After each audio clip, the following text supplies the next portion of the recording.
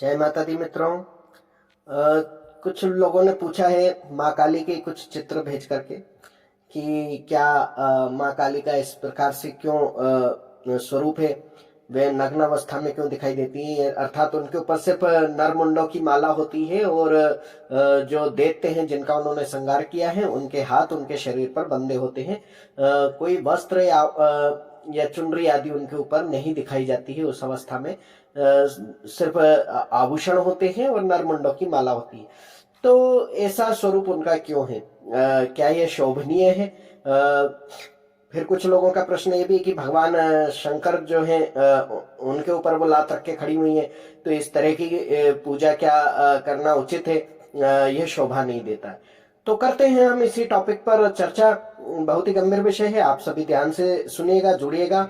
Channel को subscribe करें, like share comment करें और बेल आइकॉन को प्रेस कर दें ताकि आपको हमारे वीडियोस और लाइव के नोटिफिकेशन सबसे पहले मिल जाएं। तो कर लेते हैं मातंगी महाकाली की आराधना। नमोस्तुते महामाये मातंगी मोडेश्वरी सर्व कष्ट हरे देवी भक्ति मुक्ति प्रदायिनी धर्मारण्ये स्थिता देवी हृदयारण्ये संस्थिता रक्ष रक्ष महादेवी मोक्षलोद्धारिणी धर्मारण्ये तीर्थस्थाने संस्थिता भवतारिणी दुष्ट कर्णात्की धाता श्यामला रूप धारिणी मोड़जनहा वंदिता मातंगी मोड़ कुदे कृपा करो सिद्धि बुद्धि प्रदे देवी अष्टादश धारिणी।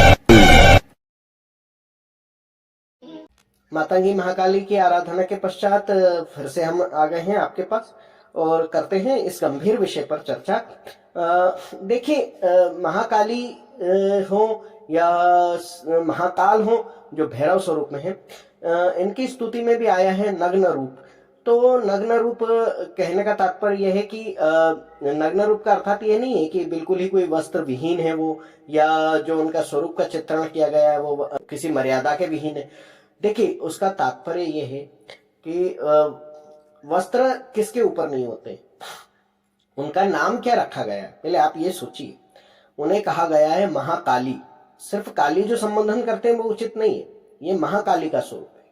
महाकाली या महाकाल, महाकाल के साथ भैरव शब्द इसलिए जोड़ा गया है क्योंकि जब वे रक्षात्मक स्वरूप में आ जाते हैं, आपकी रक्षा के स्वरूप में आ जाते हैं, तब उनको भैरव कहा जाता है। यानी भय से जो मुक्ति दे, आपको संसार के रुदन रोरव से जो मुक्ति दे, आपके लिए उचित देखभाल परामर्श और आपके लिए उचित कर्म को करे जिससे कि आपको तत्क्षण तत्काल राहत प्राप्त हो, सहायता प्राप्त हो। तो ऐसे स्वरूपों के चिंतन मनन को जब हम करते हैं तो उन्हें भैरव नाम देते हैं। वे गणेश भी हो सकते हैं, हनुमान भी हो सकते हैं, शंकर भी हो सकते हैं, कृष्ण भी हो सकते हैं, राम भी हो सकते हैं। कोई भी वो शक्ति जो आपका रक्षण करती हो, आपको अभय प्रदान करती हो, आपकी भय से मुक्ति करती हो, वो भैरव होती है। तब यहाँ महाकाल का जो स्वरूप है भैरव रूप बताया गया है, यानी कि महाकाल और महाकाली जो है भैरव भैरवी के रूप में आपको प्रस्तुत होते हैं, रक्षात्मक है, आपकी रक्षा के लिए इनका अवतरण हुआ है, इस प्रकार का उनका स्वरूप दिखाई देता है। तो यह जो स्वरूप है भगवती का, जिन्हें हम भगवती कहते हैं, असल में ये कोई स्त्री नहीं है, कोई पुरुष नहीं है। ना वो महाकाली स्त्री है, ना वो महाकाल कोई पुरुष है। वह काल, काल हम किसे कहते हैं? एक समय को कहते हैं।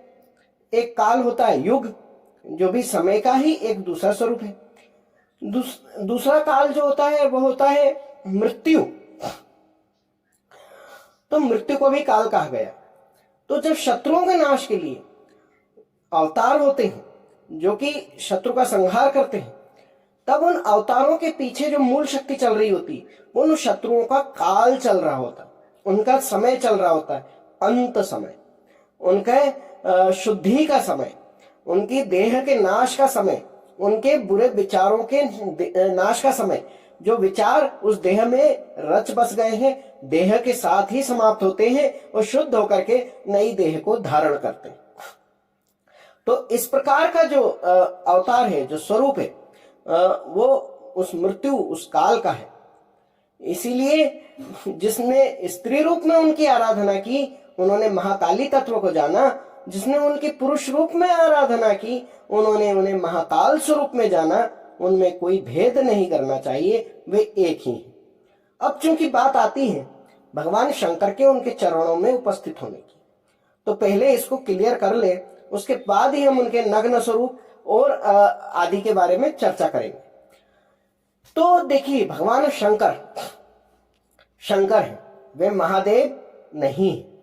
उसका कारण, महादेव सदाशिव को कहा गया है, वो सदाशिव के अवतार को कहा गया है, और यही नाम उन्होंने भगवान शंकर को दिया क्योंकि वे सभी देवों में श्रेष्ठ योगी हैं और वे सदैव जब तक ध्यान में लगे होते हैं, क्योंकि ब्रह्मा जी सृष्टि की रचना में सदैव निरंतर कार्य करते हैं और उसी सृष्टि की पालन के निमित्त विष्णु या नारायण या श्री हरि, जिस भी नाम से आप जानते हैं, वे पालन का कार्य करते हैं।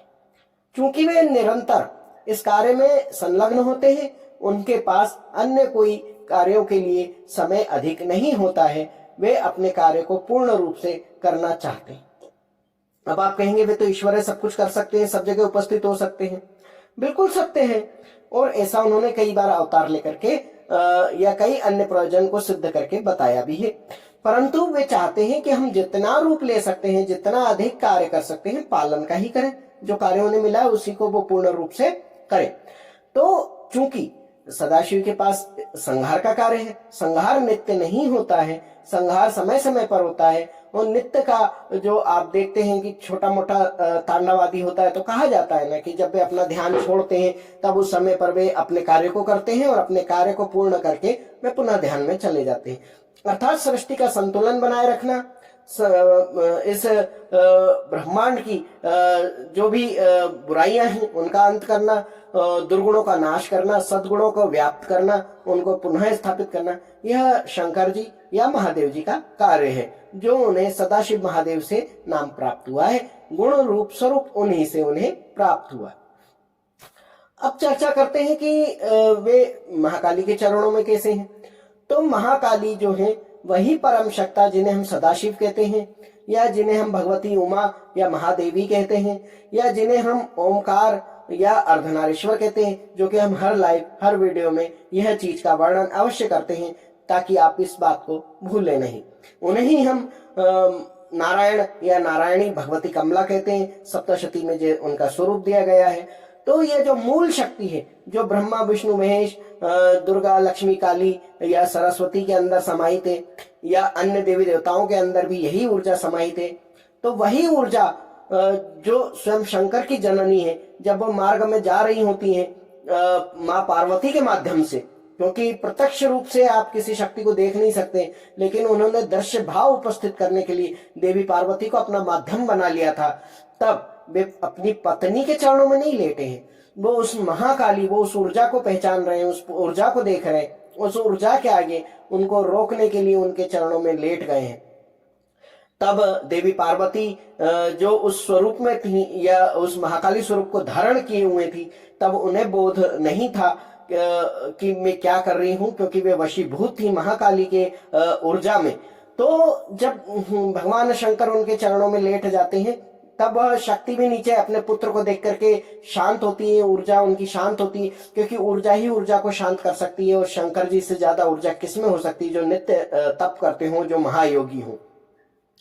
तब ऐसे में जब वो ऊर्जा थोड़ा शांत होती है, अपने भाव से थोड़ा सा डिगती है, विचलित होती है, तो उस समय देवी पार्वती को बोध आता है और वे देखती हैं कि मेरे चरणों में मेरे स्वामी आ चुके हैं। तब उन्हें भी अपराध भाव जागता है और उनके मुंह से उस अपराध भाव, गिलानी भाव से जिह्वा निकल जाती है।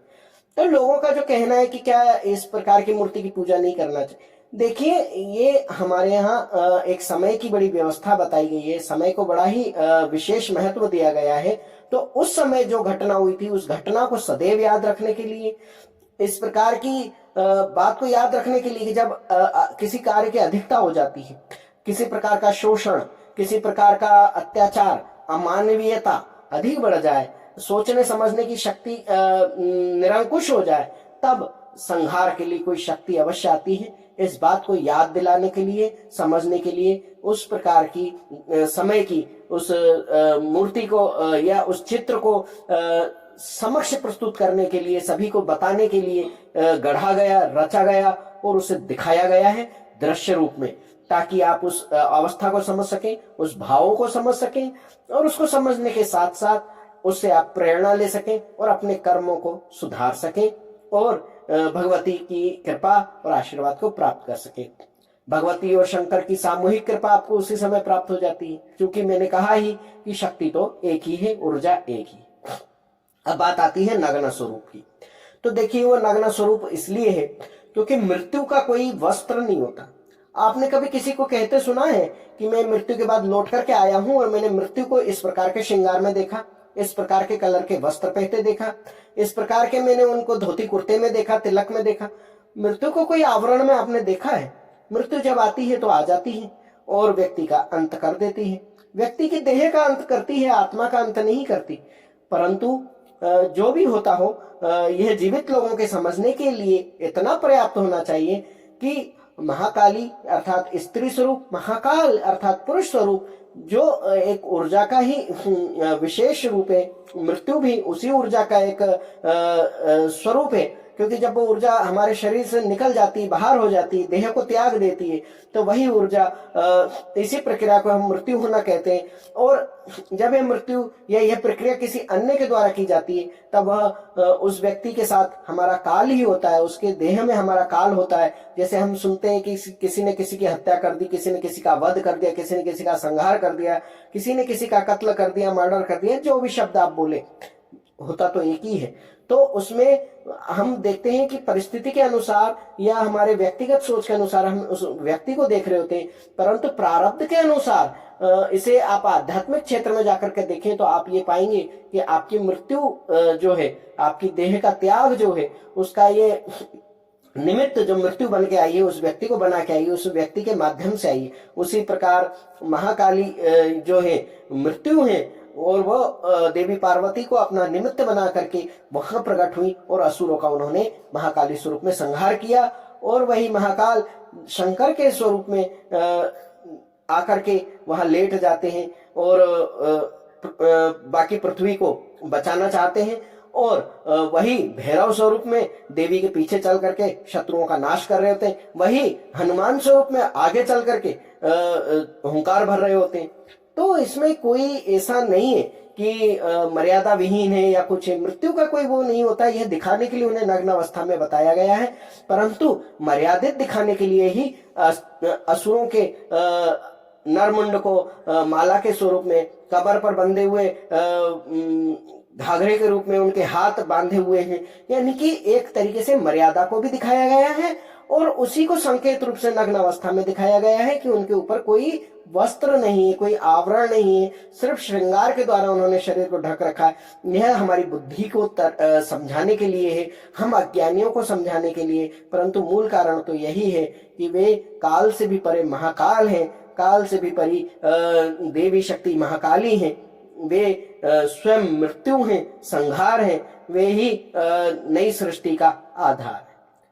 मुझे लगता है कि आप सभी को यह गूढ़ विषय, गूढ़ रहस्य समझ में आ गया होगा। अन्य इससे संबंधित कोई प्रश्न करना चाहते हैं तो नीचे कमेंट बॉक्स में भी कर सकते हैं और आप लाइव में भी जुड़ सकते हैं, परंतु पहले यहाँ कमेंट अगर आप कर देंगे तो लाइव में आपको विस्तृत रूप से उसे समझाने का हमें समय प्राप्त हो जाएगा। जय मुंडेश्वरी, बोल बम। ओम मणिक्यमणावप्लाल्यन्तीं मदालशां मंजुलबागविलासां महेन्द्रनीलं द्युतिकोमलाङ्गीं मतं कन्या मनसा स्मरामि।